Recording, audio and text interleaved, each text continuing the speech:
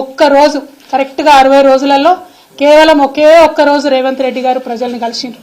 ఆ తర్వాత నుండి ఇప్పటి వరకు ఆయన మళ్ళీ ఎప్పుడు కూడా మొహం చూసిందే లేదు. ఆ ప్రజాపాలన నిర్వీర్యం చేయడానికి, ప్రజా దర్బార్ నిర్వీర్యం చేయడానికి ఒక మంత్రిని ఒక రోజు కూర్చోబెట్టిండ్రు. ఆ తర్వాత నుంచి ఓన్లీ అధికారులను కూర్చోబెడుతున్నారు. ఆ తర్వాత ఏం చేసిండ్రు, రాష్ట్రంలో ఉన్న వాళ్ళంతా ఇక్కడికి వచ్చేందుకు హైదరాబాదు జిల్లాలలోనే ప్రజాపాలన పెడతామని చెప్పారు.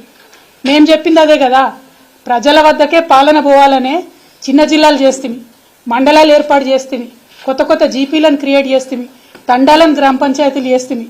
పాలన వికేంద్రీకరణ జరగాలని మేము కోరుకుంటే పాలన సెంట్రలైజేషన్ జరగాలని మీరు కోరుకున్నారు. కోరుకున్న ఒకే ఒక్క రోజులో మీకు అనుభవం అర్థమైంది. కేసీఆర్ గారికి ఉన్న అపారమైన రాజకీయ అనుభవంతో ఆయన తీసుకున్న నిర్ణయాలను ఆనాడు విమర్శించిన మీరు ఇవాళ వారి బాటలోకి రావడం చాలా సంతోషం. ప్రజల వద్దకే పాలన పోవాలి, పాలకుల వద్దకు ప్రజలు రాకూడదనే అంశాన్ని నిరూపించి